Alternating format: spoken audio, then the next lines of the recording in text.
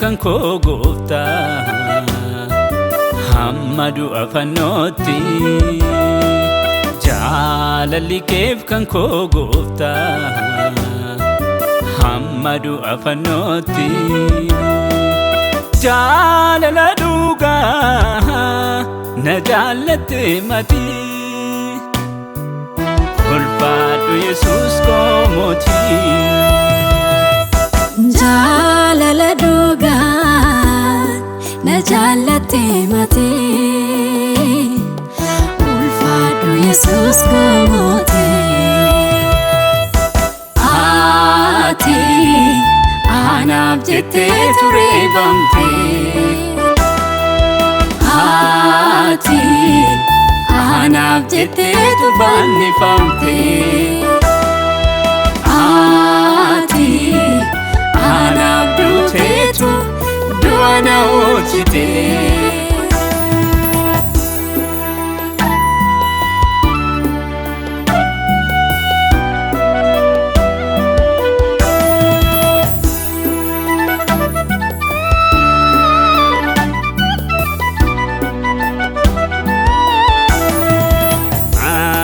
jireenya koo bakka argama koo ganama ergaati na jaalatte gaarummaa keenii mamma haalli na tulfaate yemmuu nama dhaabe ture fira oolmaan kee Yesuus koo kuno kute mana kujra ati anaaf jettee ture bamte ati anaaf jettee turbannifamte ati anaaf duuteetu du'a na oolchite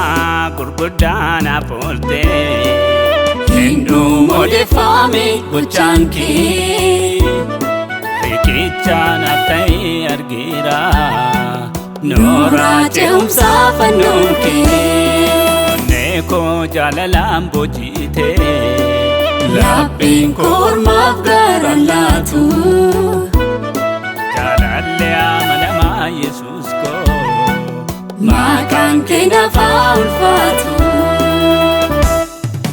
jaalalli keef kan koo gooftaa hamma du'a fannootti jaalalli keef kan koo gooftaa hamma du'a fannootti jaalala dhugaa na jaalatte mati ulfaadhu Yesuus koo mootii jaalala dhugaa na jaalatte mati ulfaadhu Yesuus koo mootii ati anaaf jettee ture bamte ati anaaf jettee turbannifamte ati anaaf duuteetu du'a na oolchite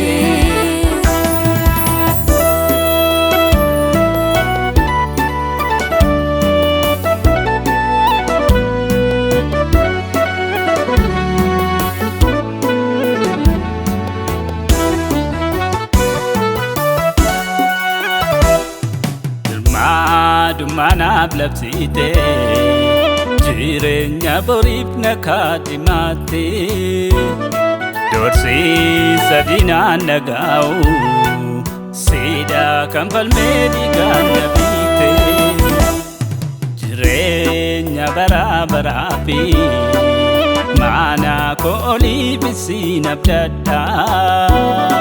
Gaddisa boqonnaa Yesuus koo si jaalata naa dhaggeeffadha. Ati anaaf jettee tureeffamte. Ati anaaf jettee fannifamte. Ati anaaf duuteetu du'a na oolchite.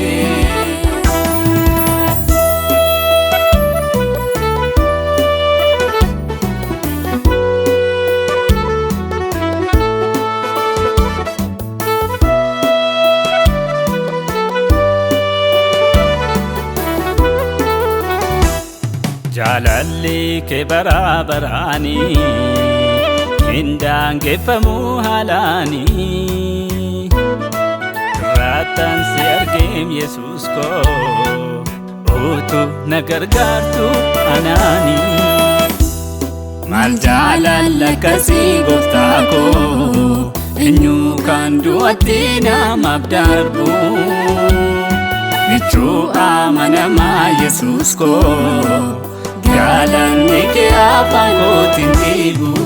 Jaalalli keef kan koo gooftaa hamma du'a fannootti.